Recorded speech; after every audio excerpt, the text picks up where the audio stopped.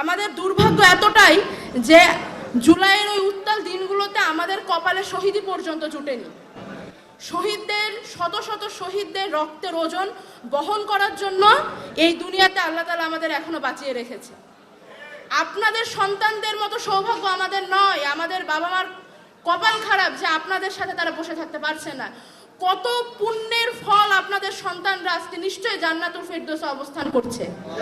আপনারা আমাদের জন্য দোয়া করবেন যেন এই দায়িত্বের বোঝা আমাদের জন্য একটু সহজ হয়, এই পরীক্ষা আমাদের জন্য একটু সহজ হয়। আপনাদের কাছে আমরা কোনো সান্ত্বনা নিয়ে আসি না, আমরা আপনাদের কাছে আসি একটু সান্ত্বনা পেতে।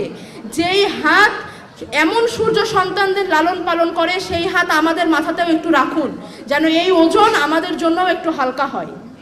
আপনাদের প্রত্যেকটি ক্ষোভ আমাদের জন্য সামনের দিনে এগিয়ে যাওয়ার জন্য চ্যালেঞ্জ যোগায়, আমাদেরকে আমাদের উদ্দীপনা দেয় যে না, আমাদের এই বাবাকে, এই মাকে, এই ভাইকে, এই কন্যাকে ন্যায় বিচার পাওয়াই দিতে হবে। আপনাদের সামনে কথা বলতে গেলে লজ্জায় মাথা নিচু হয়ে আসে, একই সাথে চোখে পানি চলে আসে। আমরা কি করে আপনাদের সামনে দাঁড়াই সেটা আপনারা ভালোই বুঝতে পারবেন, কারণ আপনাদের সন্তানরাও তো আমাদের কথা ভেবেই রাস্তায় এসেছিল। মনে করুন আমরাই আপনাদের সেই সন্তান।